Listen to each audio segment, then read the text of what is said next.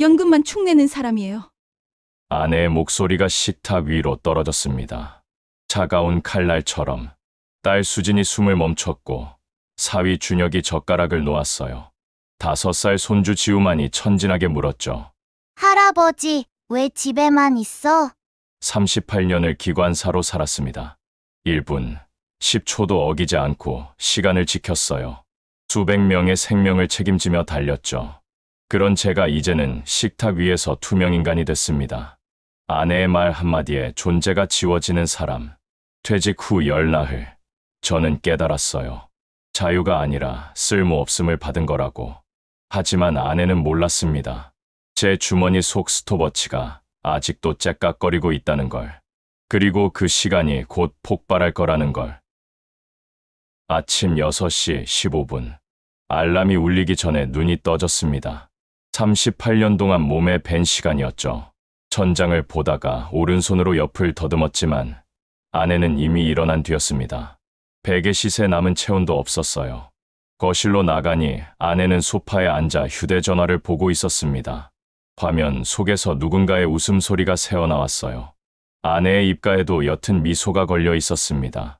제가 지나가는 걸 알면서도 고개를 들지 않더군요. 부엌으로 갔습니다. 싱크대 위에 놓인 전기포트에서 김이 올랐어요. 아내가 이미 물을 끓여둔 겁니다. 저를 위해서가 아니라 본인의 레몬차를 위해서였겠죠. 컵을 꺼내고 커피 가루를 떠넣으면서 문득 주머니에서 스톱워치를 꺼냈습니다. 딸까. 타이머를 눌렀어요. 뜨거운 물을 부으며 숫자가 올라가는 걸 지켜봤습니다. 3분. 커피가 우러나는 최적의 시간이라고 어디선가 읽었던 기억이 났어요. 숫자가 2분 47초를 가리킬 때 아내가 부엌 문턱에 섰습니다. 뭐 해요? 아내의 목소리는 평평했습니다. 커피요. 시간까지 재면서요? 습관이에요. 아내는 웃지 않았습니다. 그냥 고개를 저으며 돌아섰어요. 스톱워치의 숫자가 3분을 넘겼습니다. 저는 타이머를 끄고 커피를 저었죠. 손끝이 미세하게 떨렸습니다. 식탁에 앉아 커피를 마셨어요. 쓴맛이 혀끝에 맴돌았습니다. 아내는 다시 소파로 가서 휴대전화를 들었어요. 화면에서 여자들의 웃음소리가 흘러나왔습니다. 아내의 친구들이겠죠. 저는 커피 잔을 두 손으로 감쌌습니다. 따뜻했지만 온기가 손바닥을 넘어오지 않았어요. 정년 퇴직 후 열흘째 아침이었습니다. 38회 동안 기차를 몰았어요. 매일 아침 5시 반에 일어나 출근 준비를 했고 정해진 시간에 맞춰 열차를 출발시켰습니다. 승객들의 생명을 책임지는 일이었죠. 1분, 아니 10초라도 늦으면 안 됐어요. 그래서 스톱워치를 항상 지니고 다녔습니다. 시간을 재고 확인하고 또 확인했죠. 퇴직식 날 회사에서 받은 건 공로패와 꽃다발이었어요. 과장이 악수를 청하며 말했습니다. 고생 많으셨습니다. 이제 편히 쉬세요. 편히 쉬라는 말이 축하처럼 들리지 않았습니다. 오히려 선고 같았어요. 꽃다발을 들고 집으로 돌아오는 길, 지하철 안에서 사람들이 저를 스쳐 지나갔습니다. 아무도 제 손에 든 꽃다발을 보지 않았어요. 투명인간이 된 기분이었죠. 그날 밤 아내가 물었습니다. 내일부터 뭐 할 건데요? 글쎄요. 계획 같은 거 없어요? 아직은요. 아내는 한숨을 쉬었습니다. 작은 한숨이었지만 귀에 또렷하게 들렸어요. 열흘이 지났지만 달라진 건 없었습니다.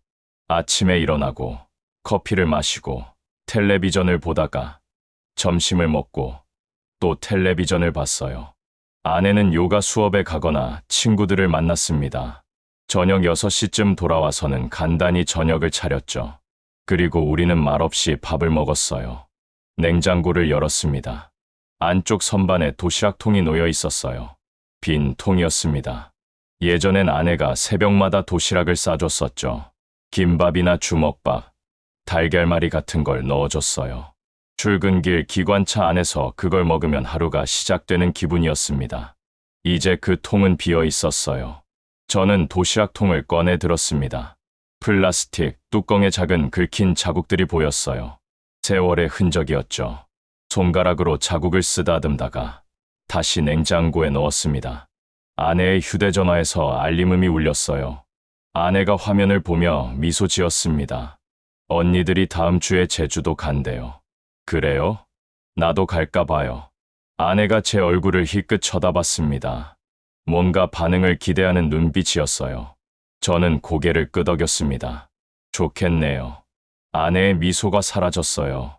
뭔가 잘못된 대답이었던 모양입니다. 아내는 다시 휴대전화를 들여다봤죠. 손가락으로 화면을 빠르게 넘기는 소리가 들렸어요. 오후 2시쯤 산책을 나갔습니다. 아파트 단지를 한 바퀴 도는 게 전부였어요. 벤치에 앉아있는 노인들이 보였습니다. 모두 비슷한 연배였죠. 바둑을 두거나 신문을 보고 있었어요. 한 노인이 저를 보고 고갯짓을 했습니다. 어디 사세요? 처음 보는데. 504동이요. 아, 그쪽. 퇴직하셨나 봐요? 네. 뭐 하셨어요? 기관사요. 노인이 고개를 끄덕였습니다. 기차 모셨구만. 그럼 이제 할 일 없겠네. 뭐라도 하셔야 할 텐데. 노인의 말투는 무심했어요. 그냥 던지듯 한 말이었죠. 하지만 가슴 한쪽이 무너지는 느낌이었습니다. 할 일이 없다는 말. 그게 사실이었으니까요. 그럼 편히 쉬세요. 노인이 다시 신문을 펼쳤습니다. 저는 벤치에서 일어났어요. 걸음을 옮기는데 다리가 무거웠습니다. 집으로 돌아오는 길, 아파트 입구에서 경비원을 마주쳤어요. 경비원이 인사를 건넸습니다. 요즘 자주 보네요. 네. 퇴직하셨어요? 네. 경비원이 웃었습니다. 동정 섞인 웃음이었어요. 집에만 계시면 답답하시겠어요. 저도 나중에 그럴 것 같아요. 저는 대답하지 않았습니다. 그냥 고개를 숙이고 엘리베이터를 탔죠. 거울에 비친 제 얼굴이 낯설었어요. 언제 이렇게 늙었나 싶었습니다. 집에 들어서니 아내가 옷을 갈아입고 있었어요. 어디 가요? 친구들이랑 브런치 먹으러요. 늦게 올게요. 아내가 현관문을 열고 나갔습니다. 신발 소리가 복도에서 멀어졌어요. 저는 거실 소파에 앉았습니다. 텔레비전을 켰지만 무슨 내용인지 들어오지 않았죠. 주머니에서 스톱워치를 꺼냈어요. 은빛 금속 케이스가 손안에서 차가웠습니다. 38회 동안 함께한 물건이었죠. 엄지로 버튼을 눌렀어요. 치달까. 숫자가 올라가기 시작했습니다. 1초, 2초, 3초. 저는 숫자를 바라봤어요. 시간은 흘러갔지만 저는 어디로도 가지 않았습니다. 그저 소파에 앉아 숫자만 세고 있었죠. 10분쯤 지났을까요? 스톱워치를 멈췄습니다. 숫자가 멈춰섰어요. 10분 37초. 아무 의미 없는 시간이었습니다. 서랍을 열었어요. 안쪽에 휘슬이 하나 있었습니다. 은색 휘슬이었죠. 퇴직할 때 후배가 선물로 준 거였어요. 선배님, 이거 간직하세요. 선배님의 상징이잖아요. 후배가 웃으며 건넸던 휘슬이었습니다. 저는 휘슬을 꺼내 들었어요. 손에 쥔이 묵직했습니다. 입술에 대고 불어봤죠. 삐, 날카로운 소리가 거실에 울렸어요. 예전엔 이 소리가 출발 신호였습니다. 기차가 움직이고 승객들이 목적지로 향하는 신호였죠. 하지만 지금은 그냥 소음일 뿐이었어요. 휘슬을 다시 서랍에 넣었습니다. 스톱워치도 함께 넣으려다가 다시 주머니에 넣었어요. 손에 쥐고 있어야 안심이 됐습니다. 저녁 8시, 아내가 돌아왔어요. 얼굴이 상기돼 있었습니다. 즐거운 시간을 보낸 게 분명했죠. 밥은요? 아직이요. 아내가 냉장고를 열었습니다. 반찬통을 꺼내 식탁에 놓았어요. 간단히 드세요. 저는 배불러요. 아내는 방으로 들어갔습니다. 문이 닫히는 소리가 들렸어요. 저는 혼자 밥을 먹었습니다. 반찬은 시금치 나물과 김치뿐이었어요. 김치를 한 점 입에 넣었지만 맛이 느껴지지 않았습니다. 설거지를 하면서 창밖을 봤어요. 아파트 불빛들이 하나씩 켜져 있었습니다. 저마다의 가정이 있고 저마다의 이야기가 있겠죠. 저는 그 안에서 어디쯤 있는 걸까요? 침대에 누웠습니다. 아내는 이미 등을 돌리고 있었어요. 규칙적인 숨소리가 들렸습니다. 저는 천장을 보며 눈을 감았죠. 잠이 오지 않았어요. 스톱워치를 다시 꺼냈습니다. 어둠 속에서 버튼을 눌렀어요. 치달까. 숫자가 다시 올라가기 시작했습니다. 저는 숫자를 세었어요. 100까지 세고 200까지 세었습니다. 그러다 문득 깨달았어요. 제가 세고 있는 건 시간이 아니라 제 쓸모없음이었습니다. 퇴직 후 열나흘째 되는 금요일이었습니다. 아내가 아침부터 부산했어요. 냉장고 문을 여닫고 식탁을 닦고 거실을 쓸고 닦았습니다. 저는 소파에 앉아 그 모습을 지켜봤죠. 오늘 수진이 온대요. 아내가 말했습니다. 딸 수진이요. 결혼한 지 4년째였죠. 사위 준혁이와 5살 손주 지우도 함께 온답니다. 저녁 같이 먹을 거예요. 좀 도와줘요. 아내의 목소리에 힘이 실려 있었어요. 저는 고개를 끄덕이고 일어났습니다. 뭘 도와야 할지 몰라 망설이자 아내가 걸레를 건넸죠. 마루나 닦아요. 무릎을 굽히고 마루를 닦았습니다. 걸레에 물기가 스며들었어요. 손을 움직일 때마다 어깨가 뻐근했습니다. 예전엔 이런 일을 아내가 다 했으니까요. 이제는 제가 해야 할 일이 된 겁니다. 오후 5시쯤 초인종이 울렸어요. 수진이 지우를 데리고 들어왔습니다. 준혁은 주차하러 갔다고 했어요. 아빠. 수진이 웃으며 인사했습니다. 지우가 제 다리에 매달렸어요. 할아버지. 그래. 지우 왔구나. 지우를 안아 올렸습니다. 가벼웠어요. 지우가 제 뺨에 뽀뽀했죠. 간지러웠지만 기분이 좋았습니다. 준혁이 와인 한 병을 들고 들어왔어요. 아내가 반갑게 맞았습니다. 어머, 이런 것까지. 어머니, 오랜만에 왔으니까요. 준혁이 웃었습니다. 아내의 얼굴에도 화색이 돌았어요. 저는 지우를 내려놓고 거실 한쪽에 섰습니다. 어디 서 있어야 할지 모르겠더군요. 식탁에 음식이 차려졌습니다. 아내가 며칠 전부터 준비한 것들이었죠. 갈비찜, 잡채, 전, 샐러드까지. 평소보다 훨씬 풍성했어요. 앉으세요, 아버지. 준혁이 제 자리를 권했습니다. 저는 식탁 끝자리에 앉았어요. 수진과 준혁이 마주 보고 앉고 아내가 제 옆에 앉았습니다. 지우는 아내 옆 아기 의자에 앉았죠. 건배할까요? 준혁이 와인 잔을 들었습니다. 모두 잔을 들었어요. 저도 따라 들었죠. 아버지 퇴직 축하드립니다. 그동안 정말 고생 많으셨어요. 준혁의 말에 수진이 고개를 끄덕였습니다. 아내는 미소만 지었어요. 우리는 잔을 부딪혔습니다. 맑은 소리가 났죠. 와인을 한 모금 마셨어요. 떫은 맛이 입안에 맴돌았습니다. 아빠, 요즘 뭐 해요? 수진이 물었습니다. 갈비를 집으며 자연스럽게 던진 질문이었죠. 그냥 집에 있지. 산책은 해요? 가끔. 몸은 괜찮으시고요? 응. 대화가 끊겼습니다. 젓가락 소리만 들렸어요. 저는 잡채를 집었습니다. 삼키기가 힘들었어요. 아내가 지우에게 전을 집어줬습니다. 지우야, 맛있지? 응. 지우가 싱글벙글 웃었어요. 준혁이 아내에게 말했습니다. 어머니, 음식 정말 맛있어요. 고마워요. 오랜만에 해봤어요. 아내의 목소리가 밝았습니다. 평소에 제게 하는 톤과 달랐어요. 저는 물을 마셨습니다. 목이 말랐거든요. 아빠는 앞으로 뭐 하실 계획이에요? 수진이 다시 물었습니다. 이번엔 제 눈을 똑바로 보면서요. 저는 젓가락을 내려놓았어요. 아직 모르겠어. 취미 같은 거 찾아보는 건 어때요? 낚시라든가. 생각 중이야. 아내가 낮게 웃었습니다. 비웃는 것 같은 웃음이었어요. 취미는 그냥 집에서 텔레비전만 봐요. 아내의 말에 식탁이 조용해졌습니다. 수진이 아내를 쳐다봤어요. 준혁은 와인 잔을 들었다가 다시 내려놓았죠. 엄마. 수진이 조용히 불렀습니다. 아내는 개의치 않았어요. 사실이잖아. 하루 종일 집에만 있어. 나갈 데도 없고. 가슴이 철렁 내려앉았습니다. 아내의 목소리는 담담했지만 그 안에 담긴 무게가 느껴졌어요. 저는 아무 말도 하지 못했습니다.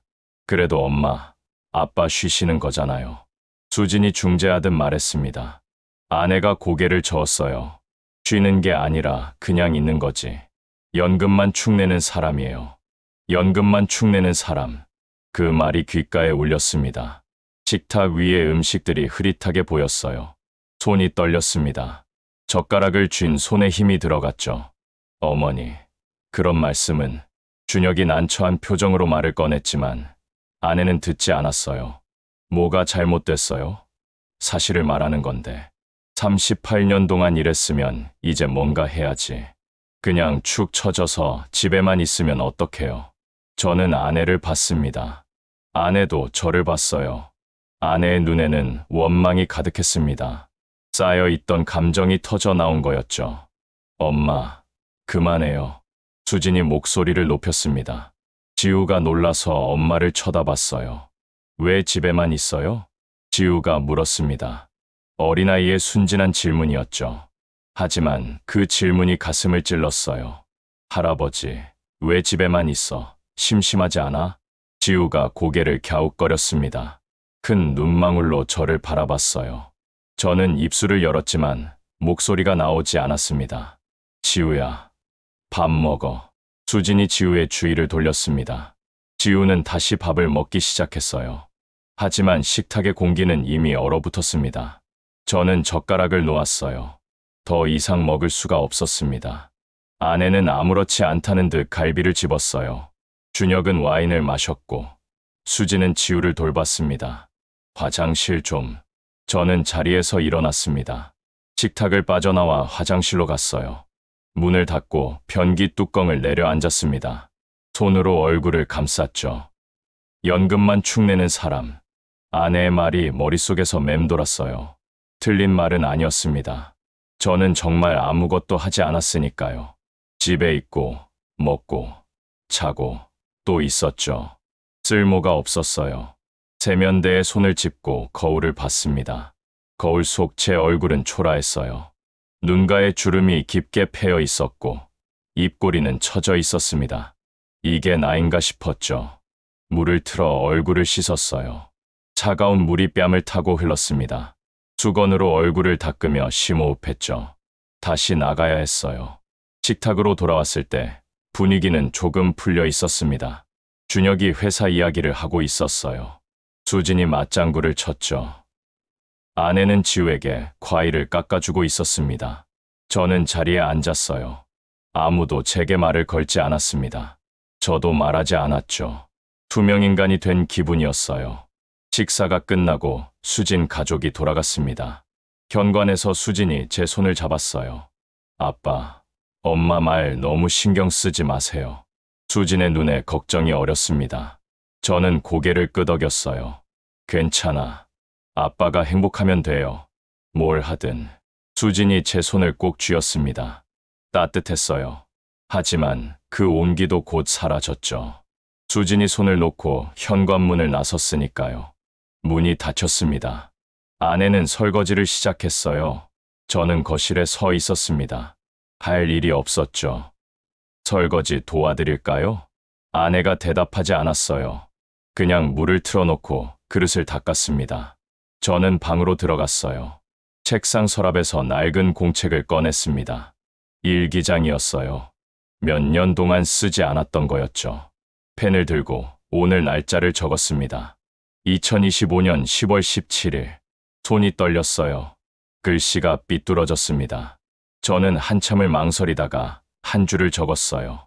나는 식탁 위에서 사라졌다. 펜을 놓았습니다. 더 이상 쓸 말이 없었어요. 공책을 덮고 서랍에 넣었습니다. 침대에 누워 천장을 봤죠. 아내의 말이 계속 들렸어요. 연금만 축내는 사람. 지우의 질문도 들렸습니다. 왜 집에만 있어? 저는 눈을 감았습니다. 잠이 오지 않았지만 그냥 눈을 감고 있었어요. 어둠 속에서 시간이 흘렀습니다. 언제 잠들었는지도 몰랐죠. 토요일 새벽 5시, 알람이 울리기 전에 눈이 떴습니다. 오늘은 낚시 동호회 출조 날이었어요. 일주일 전 옆집 김만식 씨가 권유했었죠. 만식 씨는 저보다 5살 많은 선배였습니다. 같은 기관사 출신이었어요. 자네도 나가야지. 집에만 있으면 병 난다네. 만식 씨의 말에 고개를 끄덕였었죠. 그때는 나가는 게 좋을 것 같았어요. 아내는 아직 자고 있었습니다. 조용히 옷을 갈아입고 거실로 나왔어요. 현관 옆에 낚싯대가 세워져 있었습니다. 만식 씨가 빌려준 거였죠. 낚싯대를 들자 예상보다 가벼웠어요. 아파트 입구에 만식 씨가 서 있었습니다. 옆에 2명이 더 있었어요. 왔나? 자네. 이쪽은 우리 동호회 멤버들이야. 박성철 씨, 이준호 씨. 2 사람이 가볍게 고개를 숙였습니다. 저도 인사했어요. 성철 씨는 환한 얼굴이었고 준호 씨는 과묵해 보였습니다. 처음이시죠? 성철 씨가 물었습니다. 네, 낚시는 처음입니다. 괜찮아요. 우리도 다 초보 때가 있었으니까. 성철 씨가 웃었어요. 만식 씨가 차 쪽으로 걸어갔습니다. 우리는 따라갔죠. 강까지는 1시간 정도 걸렸습니다. 차 안에서 만식 씨와 성철 씨가 낚시 이야기를 했어요. 어느 포인트가 좋고 어떤 미끼를 쓰는지. 저는 뒷자리에서 듣기만 했습니다. 강변에 도착했을 때 해가 막 떠오르고 있었어요. 물안개가 강 위를 덮고 있었습니다. 공기가 차가웠죠. 숨을 쉴 때마다 입김이 새하얗게 나왔어요. 여기가 좋겠어. 만식 씨가 자리를 잡았습니다. 우리는 낚싯대를 펴고 채비를 했어요. 저는 어떻게 하는지 몰라 망설였죠. 준호 씨가 다가왔습니다. 도와드릴까요? 네, 부탁합니다. 준호 씨가 낚싯줄에 봉도를 달고 바늘을 묶었어요. 손놀림이 빨랐습니다. 저는 그걸 지켜보며 동작을 외웠죠. 이렇게 매듭을 지으면 돼요. 해보세요. 준호 씨가 여분의 줄을 건넸습니다. 저는 줄을 받아 손가락으로 감았어요. 매듭을 지으려 했지만 잘 안 됐습니다. 줄이 자꾸 풀렸죠. 천천히 하세요. 준호 씨가 조언했습니다. 저는 다시 시도했어요. 이번엔 매듭이 만들어졌습니다. 단단하진 않았지만 형태는 갖췄죠. 잘하시네요. 준호 씨가 미소 지었습니다. 작은 칭찬이었지만 기분이 좋았어요. 손끝에 남은 감각이 낯설지 않았습니다. 예전에 기관차 부품을 만질 때의 감각과 비슷했죠. 미끼를 달고 낚싯줄을 던졌어요. 찌가 물에 떴습니다. 빨간 찌가 물결에 흔들렸죠. 저는 낚싯대를 쥐고 찌를 바라봤어요. 시간이 흘렀습니다. 찌는 움직이지 않았어요. 옆에서 성철 씨가 고기를 한 마리 낚았습니다. 붕어였죠. 성철 씨가 환호성을 질렀어요. 찌 떴다. 만식 씨가 박수를 쳤습니다. 저도 박수를 쳤어요. 성철 씨가 붕어를 살림망에 넣었습니다. 자네는 어때? 만식 씨가 제게 물었습니다. 아직이요. 첫날은 다 그래. 운이 좀 있어야지. 만식 씨가 웃었어요. 하지만 그 웃음 뒤에 뭔가가 있었습니다. 저는 다시 찌를 봤죠. 1시간쯤 지났을 때 만식 씨가 도시락을 꺼냈어요. 김밥이었습니다. 점심은 아니고 간식이야. 하나씩들 드시게. 모두 김밥을 받았습니다. 저도 한 줄 받았어요. 김밥을 베어 물었습니다. 단무지 맛이 입안에 퍼졌죠. 퇴직하니까 어때? 만식 씨가 물었습니다. 저는 김밥을 삼키고 대답했어요. 그냥 그렇습니다. 뭐라도 해야지. 집에만 있으면 마누라한테 구박받는다네. 만식 씨가 웃었어요. 성철 씨도 웃었습니다. 저는 웃지 못했죠. 그러게 말이야. 퇴직하면 지갑만 열지. 만식 씨의 말에 성철 씨가 손뼉을 쳤습니다. 맞아요. 돈 쓰는 기계 되는 거죠. 2 사람이 웃었어요. 저는 김밥을 내려다봤습니다. 웃음이 나오지 않았어요. 가슴 한쪽이 무거워졌습니다. 그래도 자네는 연금 있으니 괜찮잖아. 만식 씨가 말했습니다. 연금이라는 단어가 귀에 꽂혔어요. 아내의 목소리가 들리는 것 같았습니다. 연금만 축내는 사람. 연금이 뭐 대수야. 어차피 쓰다 보면 다 나가는 거지. 제가 말했습니다. 목소리가 평소보다 낮게 나왔어요. 만식 씨가 저를 봤습니다. 그렇긴 하지. 뭐라도 벌어야 하는데 말이야. 벌 데가 어디 있나요? 이 나이에. 성철 씨가 한숨을 쉬었습니다. 분위기가 가라앉았어요. 준호 씨가 조용히 낚싯대를 챙겼습니다. 오후 2시쯤 낚시를 정리했습니다. 결과는 초라했어요. 성철 씨가 붕어 3마리, 준호 씨가 2마리, 만식 씨와 저는 1마리도 못 낚았죠. 운이 없었어. 만식 씨가 말했습니다. 저는 고개를 끄덕였어요. 운이 없는 게 아니라 실력이 없는 거였죠. 짐을 싸며 준호 씨를 도와줬습니다. 낚싯줄을 정리하는데 준호 씨가 말했어요. 매듭 잘 지으시던데요. 손재주 있으세요. 그래요? 네. 손끝이 정교해 보이던데. 준호 씨의 말에 손을 펴봤습니다. 주름진 손이었지만 아직 떨리진 않았어요. 38배 동안 기차를 조종하며 길들인 손이었죠. 버튼을 누르고 레버를 당기고 계기판을 확인하던 손. 기관사라 그런가 봅니다. 아, 그러셨구나. 멋진 일 하셨네요. 준호 씨가 웃었습니다. 멋진 일. 그 말이 오랜만이었어요. 가슴 한쪽이 따뜻해졌습니다. 돌아오는 차 안에서 만식 씨가 말했습니다. 다음에 또 가세. 자네도 나가야 해. 네. 집에만 있으면 안 돼. 뭐라도 배워야지. 만식 씨의 말이 맞았습니다. 저도 알고 있었어요. 뭔가를 배우고 싶었죠. 손끝이 살아있다는 걸 오늘 느꼈으니까요. 집에 도착했을 때 해가 지고 있었습니다. 현관문을 열고 들어가니 아내가 소파에 앉아 있었어요. 왔어요? 네. 고기 잡았어요? 못 잡았어요. 아내가 코웃음 쳤습니다. 그럼 뭐 하러 갔어요? 그냥요. 아내가 다시 텔레비전을 봤어요. 저는 낚싯대를 현관에 세우고 방으로 들어갔습니다. 침대에 앉아 손을 펴봤어요. 준호 씨가 했던 말이 떠올랐습니다. 손재주가 있다고, 손끝이 정교하다고. 저는 뭔가를 배우고 싶었습니다. 손으로 할 수 있는 걸, 의미 있는 걸. 하지만 무엇을 해야 할지 몰랐어요. 주머니에서 스톱워치를 꺼냈습니다. 버튼을 눌렀죠. 딸까. 숫자가 올라갔어요. 저는 숫자를 보며 생각했습니다. 이제 시간을 재는 게 아니라 시간을 채워야 한다고. 의미로. 월요일 아침 휴대전화로 검색을 시작했습니다. 기타 학원, 사진 동호회, 서예 교실. 화면을 넘기며 하나씩 살펴봤어요. 뭔가를 배우고 싶었습니다. 손으로 할 수 있는 걸, 의미 있는 걸.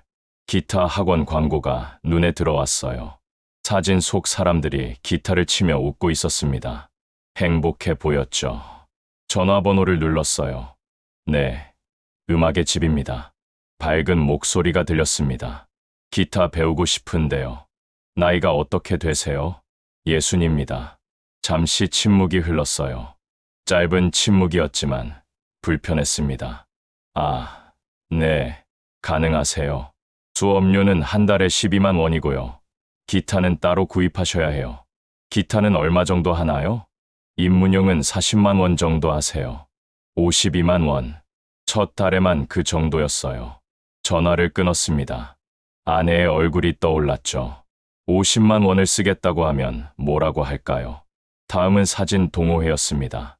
구청 게시판에 올라온 모임이었어요. 매주 토요일 모여서 출사를 간다고 했습니다. 전화를 걸었죠. 여보세요. 중년 남자의 목소리였습니다. 사진 동호회 가입하고 싶어서요.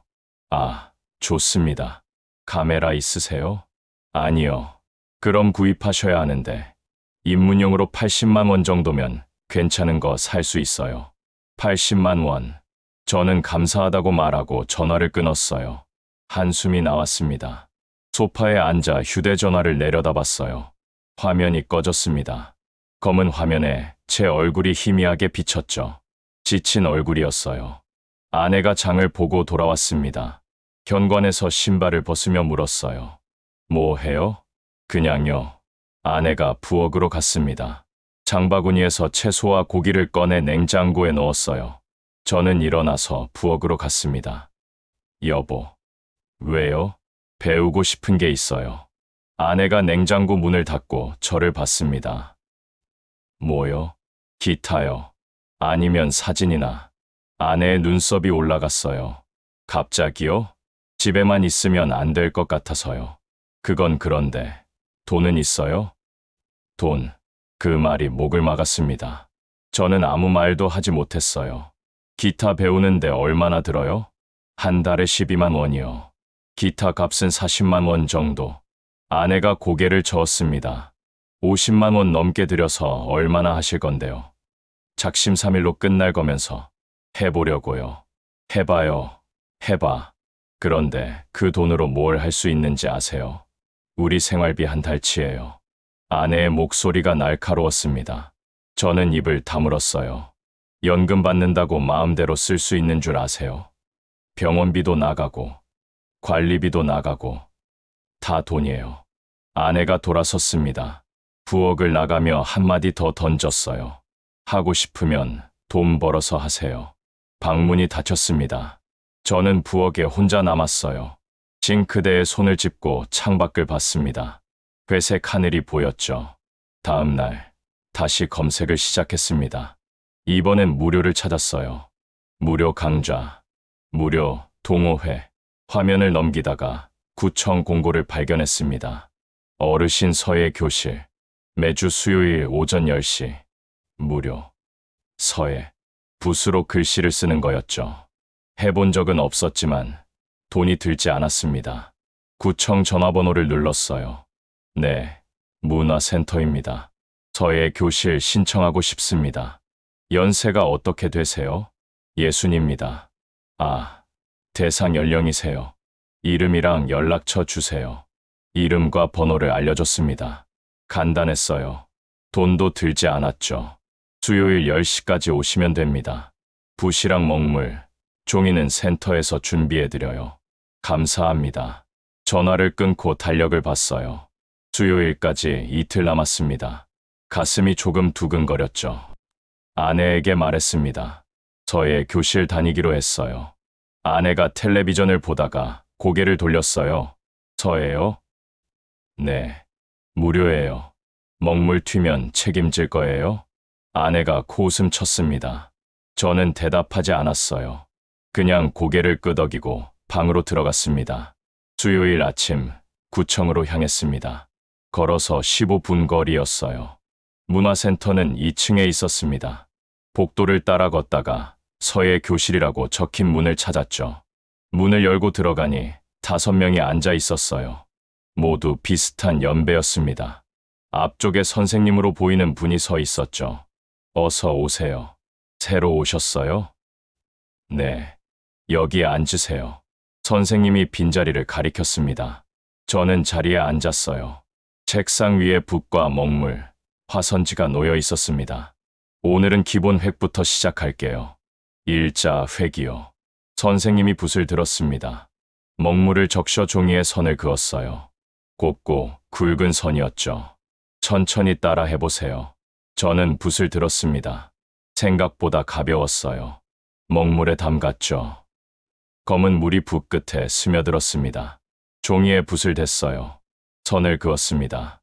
하지만 선이 삐뚤어졌어요. 굵기도 일정하지 않았죠. 괜찮아요. 처음엔 다 그래요. 선생님이 웃으며 말했습니다. 저는 다시 그었어요. 이번에도 삐뚤었습니다. 10번을 그었지만 똑바른 선은 나오지 않았어요. 옆 사람의 종이를 슬쩍 봤습니다. 그 사람도 삐뚤었어요. 조금 안심이 됐죠. 삐뚤어도 괜찮아요.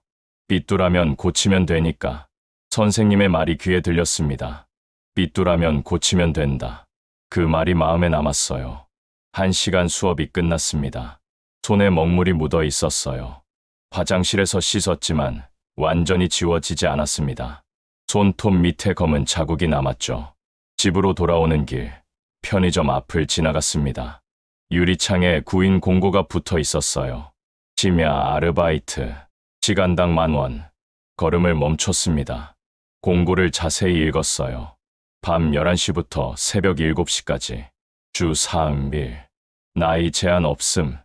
심야. 잠을 안 자는 시간이었죠. 하지만 돈을 벌 수 있었습니다.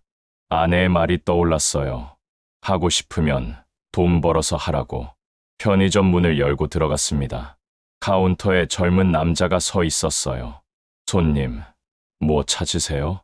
구인 공고 받는데요. 남자가 저를 위아래로 훑어봤습니다. 의아한 표정이었어요. 심야 자리요? 네. 나이가 어떻게 되세요? 예순입니다. 남자가 잠시 망설였습니다. 그러더니 안쪽으로 소리쳤어요. 점장님, 손님 오셨어요. 안쪽에서 40대쯤 보이는 남자가 나왔습니다. 점장이었죠. 구인 공고 보고 오셨어요? 네. 점장이 저를 살폈습니다. 눈빛이 진지했어요. 심야 일은 힘듭니다. 밤새 서 계셔야 하고. 괜찮습니다. 나이가 좀 있으신데 괜찮으시겠어요? 해보고 싶습니다. 점장이 턱을 쓸었습니다. 고민하는 표정이었어요. 시간은 잘 지키시나요? 저는 주머니에서 스톱워치를 꺼냈습니다. 점장에게 보여줬죠. 그건 자신 있습니다. 점장이 스톱워치를 보고 웃었어요. 기관 사셨나 봐요? 네. 시간 엄수는 중요하죠. 좋습니다. 한번 해보시죠. 내일 밤 11시에 나오세요. 감사합니다. 편의점을 나왔습니다. 가슴이 뛰었어요. 일자리를 구했습니다. 심야였지만 돈을 벌 수 있었죠. 집에 돌아왔을 때 아내가 물었습니다. 서예는 어땠어요? 괜찮았어요. 먹물 안 튀었어요?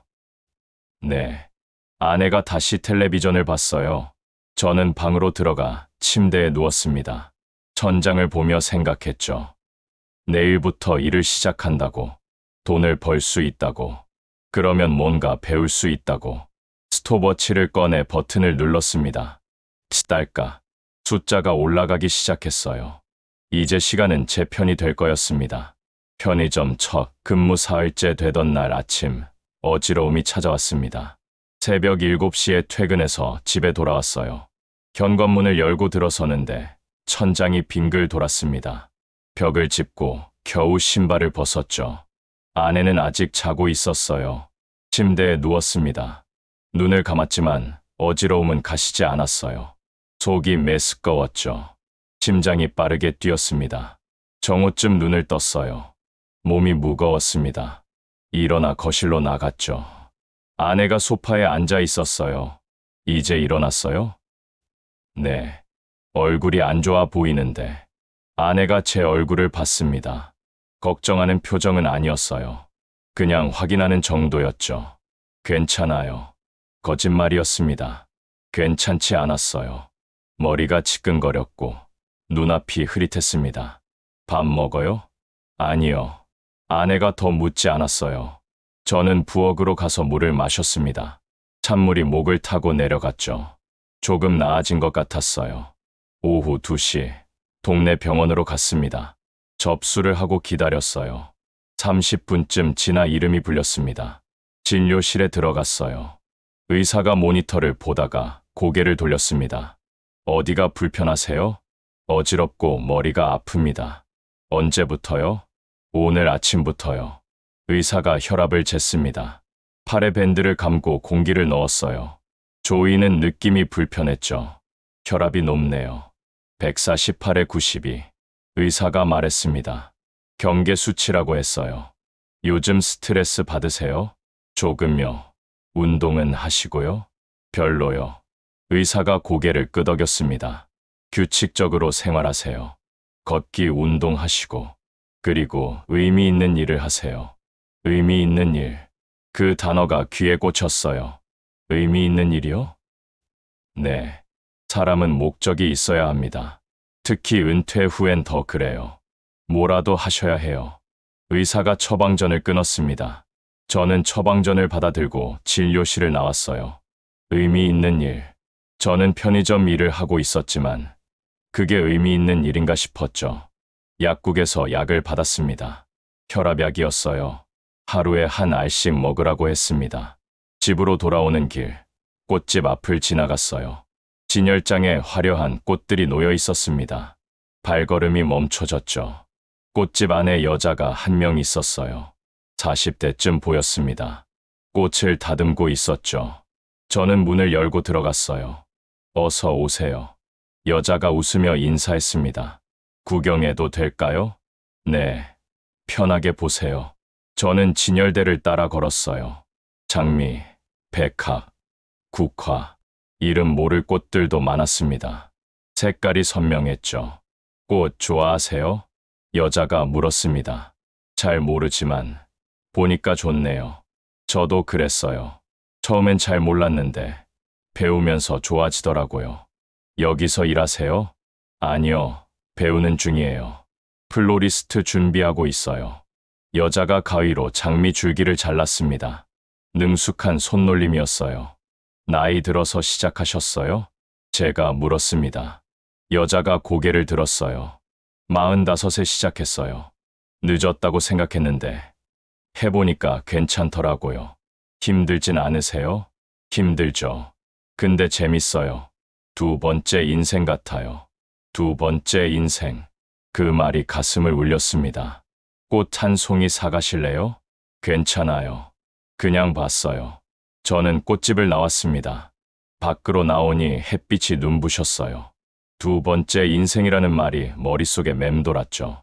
수요일 아침 서예 교실에 갔습니다. 이번엔 새로 획을 배웠어요. 붓을 위에서 아래로 내리는 동작이었습니다. 종이에 획을 그었어요. 삐뚤었습니다. 다시 그었죠. 또 삐뚤었어요. 10번을 그어도 똑바르지 않았습니다. 괜찮아요. 계속하다 보면 나아져요. 선생님이 제 뒤에 서서 말했습니다. 삐뚤어도 고치면 되니까요. 지난주에도 들었던 말이었어요. 삐뚤하면 고치면 된다. 저는 다시 붓을 들었습니다. 수업이 끝나고 복도로 나왔어요. 벽에 공고가 붙어 있었습니다. 철도기념관 도슨트 모집. 눈길이 갔죠. 공고를 자세히 읽었습니다. 주 2회, 토요일과 일요일, 무급 봉사. 하지만 철도 관련 경험자 우대라고 적혀 있었어요. 철도. 제가 38년 동안 몸담았던 곳이었습니다. 가슴이 뛰었어요. 휴대전화로 공고를 사진 찍었습니다. 집에 돌아와 전화를 걸었어요. 네, 철도기념관입니다. 도슨트 모집 공고 받습니다. 아, 네. 경력이 어떻게 되세요? 기관사 38년 했습니다. 전화 너머에서 감탄하는 소리가 들렸어요. 와, 정말요.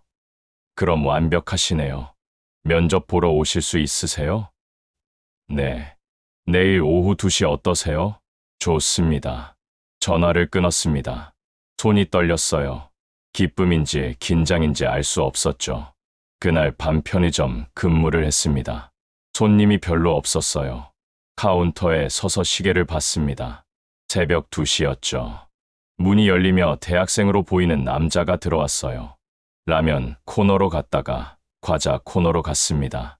한참을 돌아다니더니 빈손으로 나갔죠. 30분쯤 지나 다시 들어왔어요. 이번엔 음료수를 들고 카운터로 왔습니다. 이거요. 계산을 해주며 물었습니다. 시험 기간인가 봐요? 네. 어떻게 아셨어요? 여러 번 드나들어서요. 남학생이 웃었습니다. 집중이 안 돼서요. 나왔다 들어갔다 하네요. 힘내요. 감사합니다. 남학생이 음료수를 들고 나갔어요. 저는 카운터를 닦았습니다. 작은 대화였지만 나쁘지 않았어요. 새벽 7시 퇴근했습니다. 밖은 환했어요. 해가 떠오르고 있었습니다. 아파트로 걸어가며 하늘을 봤죠. 주황빛 하늘이 아름다웠어요. 집에 들어서니 아내가 커피를 마시고 있었습니다. 들어왔어요? 네. 오늘 뭐 해요? 면접 가요. 철도기념관 도슨트요. 아내가 눈썹을 치켜 올렸어요. 도슨트요. 돈 나와요? 아니요. 봉사해요. 봉사를 왜 해요? 편의점도 하면서 하고 싶어서요. 아내가 한숨을 쉬었습니다.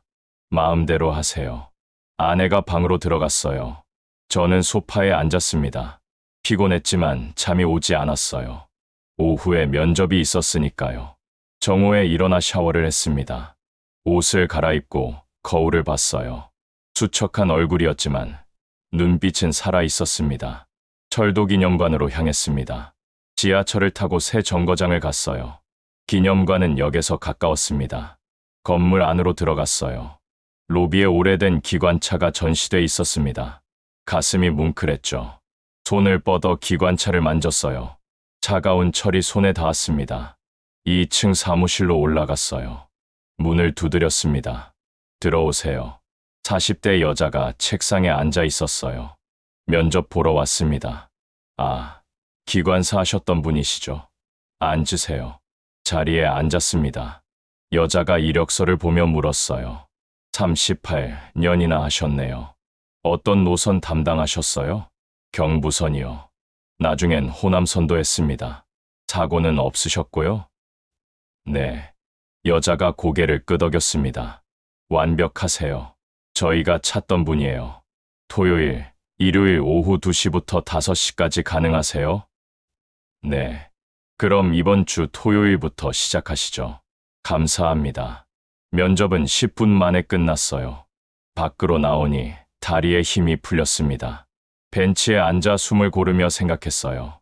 의미 있는 일, 이제 시작되는 거라고. 금요일 저녁, 아내가 여행 가방을 꺼냈습니다.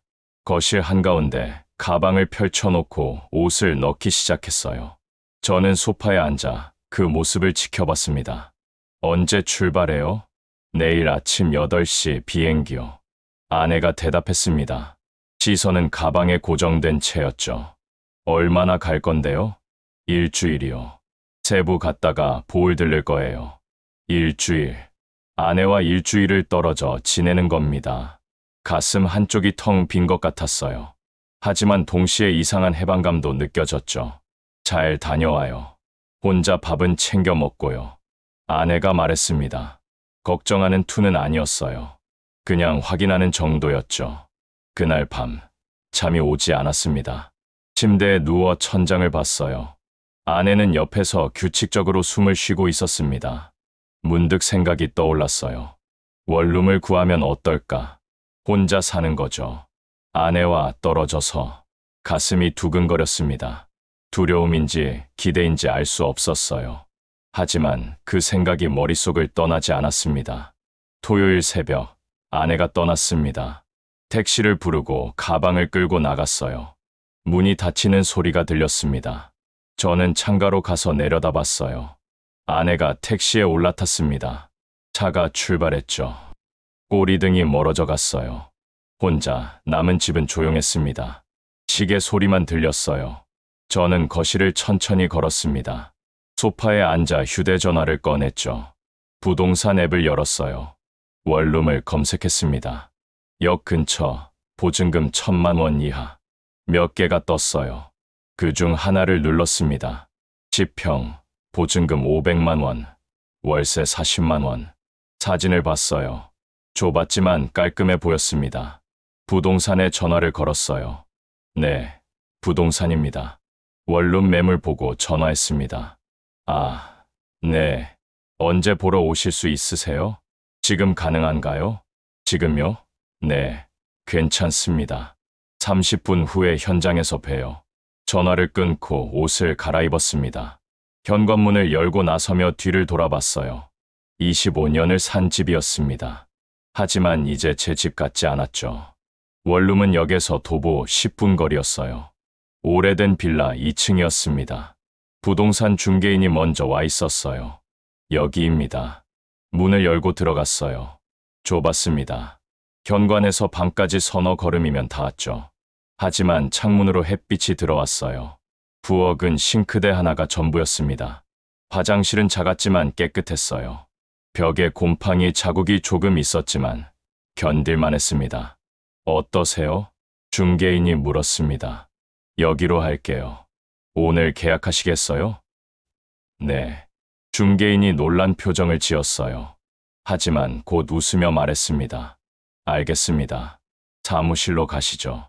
계약서에 도장을 찍었습니다. 보증금 500만 원과 중개수수료 20만 원을 이체했어요. 통장 잔액이 줄었지만 후회되지 않았습니다. 다음 주 월요일부터 입주 가능하세요. 감사합니다. 사무실을 나왔어요. 가슴이 두근거렸습니다. 제 공간이 생긴 겁니다. 혼자만의 공간이요. 오후 2시 철도기념관으로 향했습니다. 첫 도슨트 근무 날이었어요. 기념관에 도착하니 담당자가 반갑게 맞아줬습니다. 오셨어요? 오늘은 간단히 교육받고 시작하시면 돼요. 30분 동안 설명을 들었어요. 어떤 전시물이 있는지, 어떻게 안내하는지, 어렵지 않았습니다. 그럼 시작해 볼까요? 로비로 나갔어요. 가족 단위 관람객들이 있었습니다. 아이 둘을 데리고 온 부부였죠. 안녕하세요. 제가 안내해 드리겠습니다. 부부가 고개를 끄덕였어요. 아이들은 기관차를 보며 신기해했습니다. 이 기관차는 6.25 전쟁 때 사용됐어요. 석탄을 떼서 움직였죠. 아이들이 눈을 반짝였어요. 석탄이 뭐예요? 까만 돌이야. 그걸 불에 태우면 기차가 달렸어. 와, 아이들이 기관차에 더 가까이 다가갔습니다. 저는 설명을 이어갔어요. 기관사실 구조, 신호체계, 안전장치들. 38년 동안 익힌 지식이 술술 나왔습니다. 아저씨 기관사였어요? 한 아이가 물었습니다. 응, 38년 했어. 멋있다. 아이의 말에 웃음이 나왔어요. 멋있다는 말을 들은 게 얼마만인지 몰랐습니다. 1시간 동안 안내를 했어요. 가족이 돌아갈 때 인사를 했습니다. 감사합니다. 아이들이 정말 좋아했어요. 천만에요. 가족이 떠나고 나니 뿌듯함이 밀려왔어요. 누군가에게 도움이 된 기분이었습니다. 저녁 8시, 집으로 돌아왔어요. 텅 빈 집이 저를 맞았습니다. 냉장고를 열었죠. 반찬이 몇 개 있었어요. 아내가 해놓은 거였습니다. 밥을 차려 먹었어요. 혼자 먹는 밥은 싱거웠지만 나쁘지 않았습니다. 식사 후 휴대전화를 봤어요. 아내에게서 메시지가 와 있었습니다. 도착했어요. 날씨 좋네요. 사진이 첨부돼 있었어요. 바다가 보이는 리조트였습니다. 아내가 선글라스를 끼고 웃고 있었죠. 답장을 보냈습니다. 잘 쉬다 와요. 메시지를 보내고 휴대전화를 내려놓았어요. 아내는 저 없이도 행복해 보였습니다. 일요일 아침 원룸에 필요한 물건들을 적었어요. 이불, 냄비, 그릇, 수건. 많지 않았습니다. 대형 마트로 갔어요. 카트를 끌고 매장을 돌았습니다. 하나씩 담았죠. 계산할 때 30만 원이 나왔어요. 편의점 일주일치 급여였습니다. 집으로 돌아와 물건들을 정리했어요. 옷장에 넣을 옷도 골랐습니다. 많이 가져가진 않을 거였어요. 필요한 것만. 월요일 아침 아내에게 전화가 왔습니다. 여보. 아내의 목소리는 밝았어요. 네. 거기 잘 지내요? 네. 밥은 먹고요? 먹어요. 그럼 됐네요. 목요일에 들어갈게요. 네. 전화가 끊겼습니다. 저는 휴대전화를 내려다봤어요. 목요일. 그 전에 이사를 해야 했습니다. 오후에 짐을 쌌어요. 큰 가방 하나면 충분했습니다. 옷 몇 벌, 세면 도구, 책 서너 권, 서랍에서 스톱워치와 휘슬을 꺼내 넣었죠. 가방을 들고 원룸으로 갔습니다. 열쇠로 문을 열었어요. 제 공간이었습니다. 짐을 풀었어요. 옷을 옷장에 걸고 이불을 폈습니다. 냄비와 그릇을 싱크대에 놓았죠. 창문을 열었어요. 바람이 들어왔습니다. 신선했어요. 방 안을 둘러봤습니다. 좁았지만 제 것이었어요. 벽에 곰팡이 자국이 있었습니다. 휴지로 닦아냈어요. 잘 지워지지 않았지만 계속 문질렀습니다. 조금씩 옅어졌죠. 바닥을 쓸고 걸레질을 했어요. 먼지가 많이 나왔습니다. 2번, 3번 닦았어요. 땀이 났지만 기분이 좋았습니다. 저녁이 되어 편의점에 출근했습니다. 점장 최민우가 웃으며 맞아줬어요. 요즘 표정이 좋으세요. 그래요? 네. 뭔가 좋은 일 있으세요? 새로 시작하는 게 있어서요. 민우가 고개를 끄덕였습니다. 좋네요. 새 출발. 새 출발. 맞는 말이었어요. 저는 지금 새롭게 시작하고 있었습니다. 근무 중에 단골 대학생이 들어왔어요. 시험이 끝났는지 얼굴이 밝았습니다. 시험 잘 봤어요? 그럭저럭요. 덕분에 힘냈어요. 내가 뭘 했다고. 지난번에 힘내라고 하셨잖아요. 그 말이 힘이 됐어요. 대학생이 웃으며 음료수를 샀습니다. 저는 계산을 해주며 생각했어요. 작은 말 한마디가 누군가에게 힘이 될 수 있구나. 새벽 7시 퇴근했습니다. 원룸으로 걸어갔어요. 제 집으로.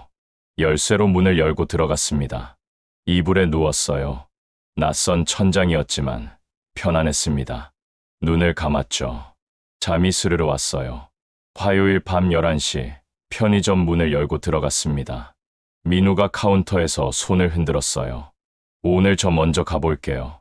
재고 정리만 좀 부탁드려요. 알겠습니다. 민우가 가방을 메고 나갔습니다. 저는 카운터 뒤에 섰어요. 시계를 봤죠. 11시 5분이었습니다. 손님이 드문드문 왔어요. 담배 사러 온 사람, 야식 사러 온 사람. 계산을 해주고 인사를 건넸습니다. 새벽 1시쯤 갑자기 전등이 꺼졌습니다. 순간 편의점 안이 칠흑처럼 어두워졌어요. 냉장고 소리도 멎었습니다. 정전이었죠. 당황할 뻔했지만 침착함을 유지했습니다. 주머니에서 휴대전화를 꺼내 손전등을 켰어요. 창고로 가서 비상등을 찾았습니다. 비상등을 켜고 입구에 두었어요. 희미한 빛이 퍼졌습니다. 문에 안내문을 붙였죠. 정전으로 인해 잠시 영업 중단. 손님 한 명이 문을 열고 들어왔어요. 40대 여자였습니다. 정전인가 봐요. 네, 죄송합니다. 지금 영업이 어려워서요. 언제쯤 복구돼요? 한전에 연락했는데 30분 정도 걸린대요. 여자가 고개를 끄덕이고 나갔습니다. 저는 카운터에 앉아 기다렸어요. 30분 후 전등이 다시 들어왔습니다. 냉장고가 웅웅거리며 작동했어요. 안내문을 떼고 정리를 시작했습니다. 민우에게 문자를 보냈어요. 정전 있었지만 잘 처리했다고. 잠시 후 답장이 왔습니다. 감사합니다. 침착하게 대응하셨네요. 다음 날 아침 민우가 전화를 걸어왔어요. 어제 정말 고생하셨어요. 덕분에 문제 없이 넘어갔어요. 별일 아니었습니다. 아니에요. 다른 분 같았으면 당황했을 텐데. 재고 관리도 잘하시고 시간도 정확하시고 혹시 낮 시간에도 일하실 수 있으세요? 낮에요? 네. 주 2회 정도만요. 시간당 12,000원 드릴게요. 잠시 생각했습니다. 낮 시간이면 서예 교실이랑 겹치지 않았어요. 도슨트는 주말이니까 괜찮았죠. 괜찮습니다. 감사합니다. 그럼 다음 주부터 월요일, 금요일 오후 2시부터 6시까지 부탁드려요. 전화를 끊고 달력을 펼쳤어요. 이제 일주일 스케줄이 꽉 찼습니다. 수요일 서예, 토일 도슨트, 월금 낮 근무, 화수목 밤 근무. 바빴지만 나쁘지 않았어요. 수요일 아침 서예 교실에 갔습니다. 이번엔 점 찍는 법을 배웠어요. 붓을 세워 종이에 찍었습니다. 동그란 점이 생겼죠. 선생님이 제 작품을 보며 말했어요. 힘이 들어갔네요. 좋아요. 정말요? 네. 처음보다 훨씬 나아지셨어요. 칭찬에 기분이 좋아졌습니다. 집에 가는 길, 구청 게시판을 봤어요. 서예 소품전 참가자 모집이라는 공고가 붙어 있었습니다. 발걸음을 멈췄어요.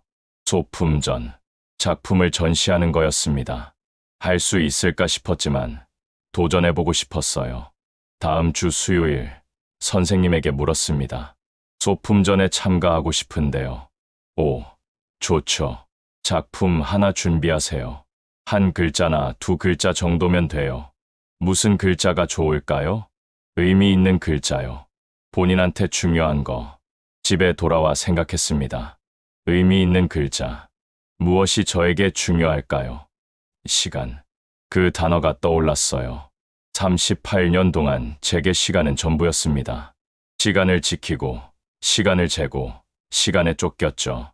이제는 시간을 채우고 있었어요. 한자 시를 찾아봤습니다. 네, 시. 종이에 연습했어요. 붓을 들고 획을 그었습니다. 삐뚤었죠. 다시 그었어요. 조금 나아졌습니다. 이틀 동안 100번쯤 썼어요. 손목이 아팠지만 멈추지 않았습니다. 100번째 글씨는 첫 번째보다 훨씬 나았어요. 토요일, 철도기념관에서 단체 관람객을 맞았습니다. 초등학생 30명이었어요.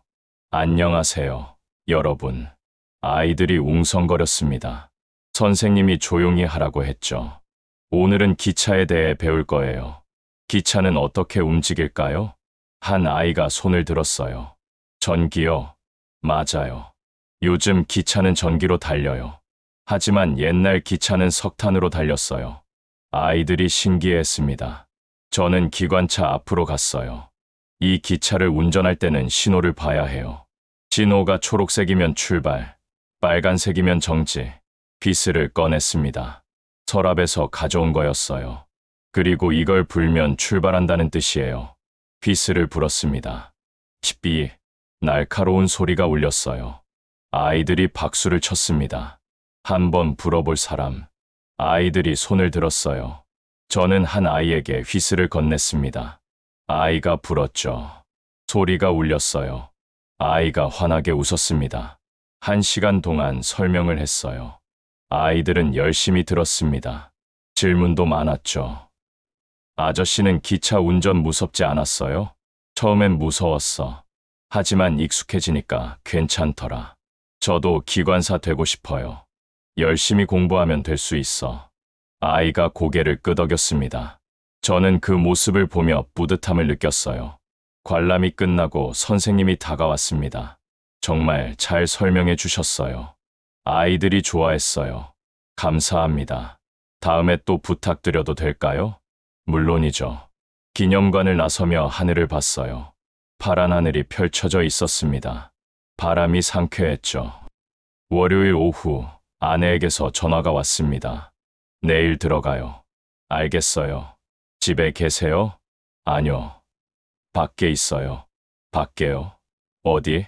일하러요. 아내가 잠시 침묵했어요. 일이요? 네. 편의점이랑 도슨트 하고 있어요.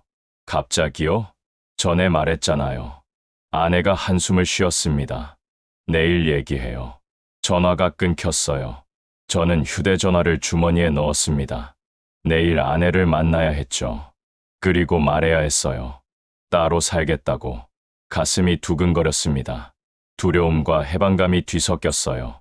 화요일 저녁, 집으로 갔습니다. 아내가 거실에 앉아 있었어요. 가방이 옆에 놓여 있었죠.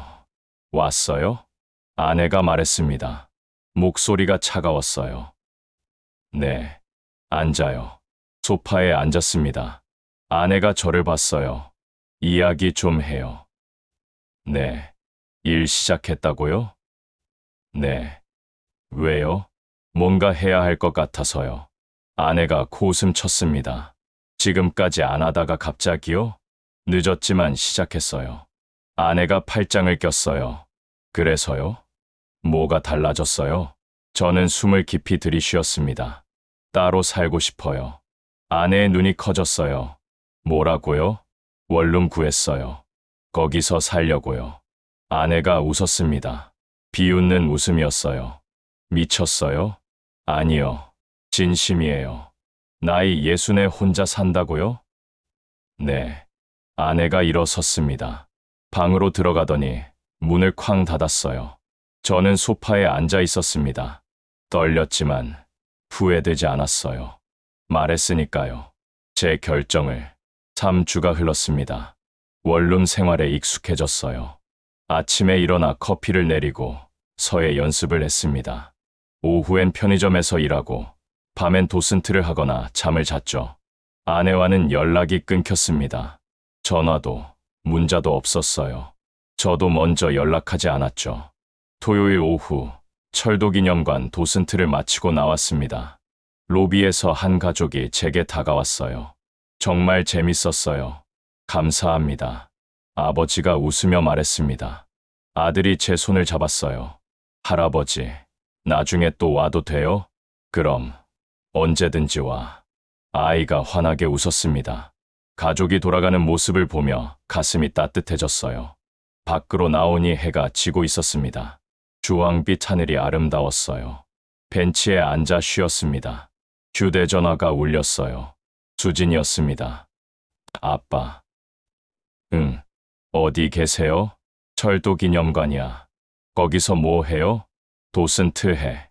수진이 잠시 침묵했어요. 아빠, 만날 수 있어요? 지금. 그래. 어디서?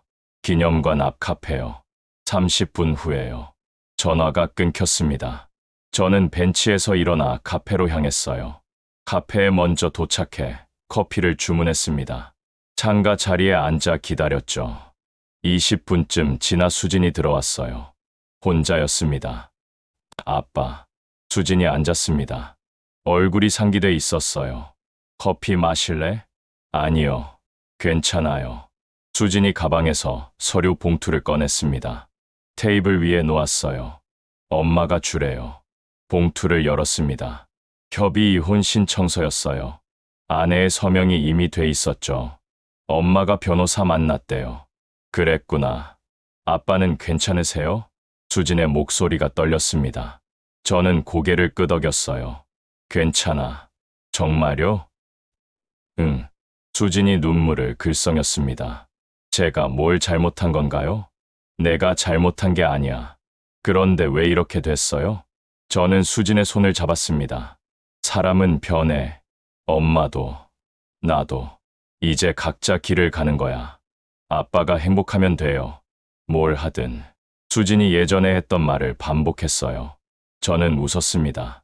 고마워. 진짜 괜찮아요? 응. 요즘 밥 먹을 때 웃어. 수진이 눈물을 닦았어요. 그게 제 꿈이었어요. 아빠가 웃는 얼굴로 밥 먹는 거. 가슴이 뭉클했습니다.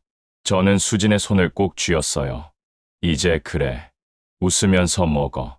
수진과 1시간쯤 이야기했습니다. 지우 이야기, 준혁 이야기. 수진의 일상을 들었어요.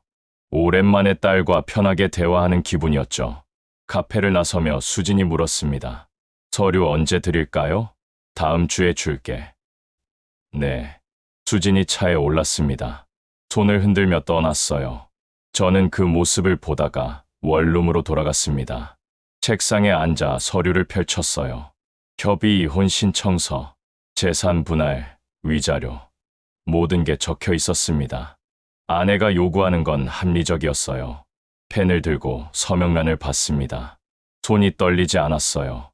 이름을 적었습니다. 또박또박 서류를 봉투에 넣었습니다. 이제 끝이었어요.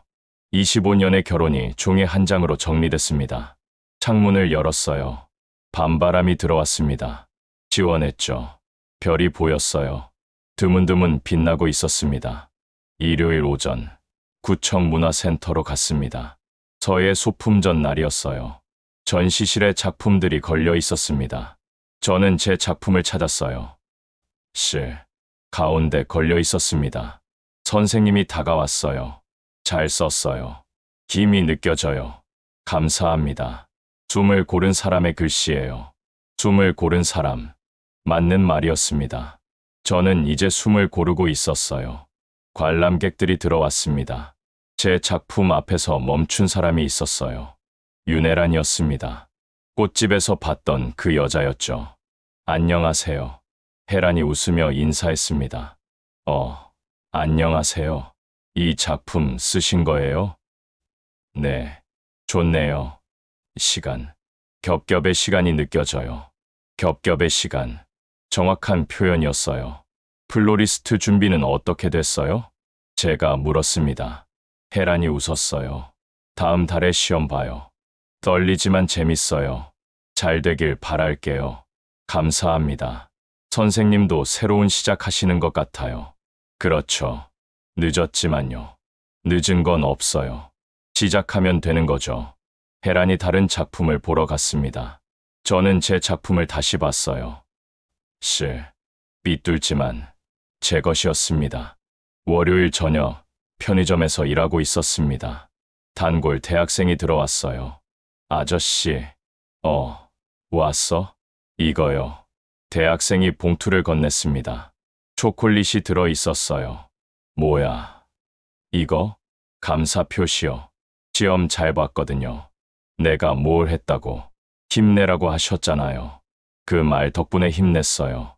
대학생이 웃으며 나갔습니다. 저는 초콜릿을 들여다봤어요. 가슴이 뭉클했습니다. 작은 말 하나가 누군가에게 힘이 된다는 걸 다시 느꼈어요. 화요일 오후 수진에게 서류를 전달했습니다. 카페에서 만났어요. 여기. 봉투를 건넸습니다. 수진이 받아들었어요. 엄마한테 전해줄게요. 그래. 아빠. 지우가 보고 싶대요. 나도 보고 싶어. 이번 주말에 볼까? 네. 토요일 어때요? 좋아. 수진이 웃었습니다. 편안한 웃음이었어요. 금요일 밤 원룸에서 도시락을 쌌습니다. 김밥과 달걀말이를 넣었어요. 아내가 싸주던 것처럼은 못했지만 나쁘지 않았습니다. 냉장고에서 도시락통을 꺼냈어요. 예전에 쓰던 그 통이었습니다. 이제 제가 채우고 있었죠. 토요일 새벽 5시 철도기념관으로 향했습니다. 이른 시간이었지만 특별 해설이 있었어요. 기념관 앞에 도착했을 때 하늘이 밝아오고 있었습니다. 별이 사라지고 있었어요. 주머니에서 휘슬을 꺼냈습니다. 손에 쥐고 하늘을 봤어요. 깊이 휘슬을 불었습니다. 소리가 새벽 공기를 가르며 울렸어요. 출발 신호였습니다. 저는 웃었어요. 이제 출발해도 된다고. 새로운 인생으로 기념관 문을 열고 들어갔습니다. 오늘도 누군가에게 이야기를 들려줄 시간이었어요. 기차 이야기, 시간 이야기, 그리고 감사의 신호. 로비의 오래된 기관차를 바라봤습니다. 아침 햇살이 철제에 부딪혀 반짝였어요. 저는 앞으로 걸어갔습니다. 천천히, 하지만 확실하게. 제 속도로. 이제 시간은 제 편이었습니다. 재는 게 아니라 채우는 거였죠.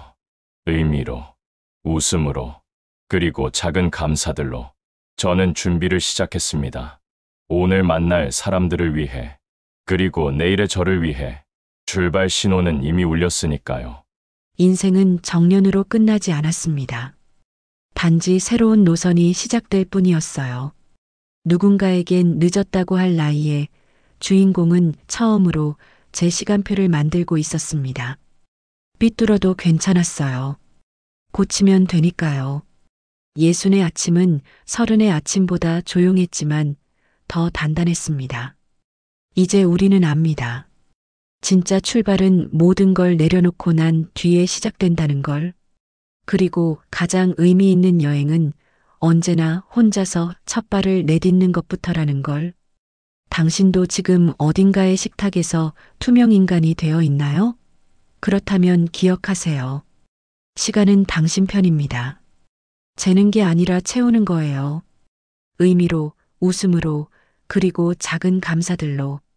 늦었다고 생각하는 그 순간이 가장 이른 순간입니다. 휘슬을 꺼내세요. 그리고 불어보세요. 출발 신호는 당신이 준비됐을 때 울리는 겁니다. 옆집 사연이었습니다. 구독과 좋아요를 하시면 더 많은 사연을 들으실 수 있습니다. 감사합니다.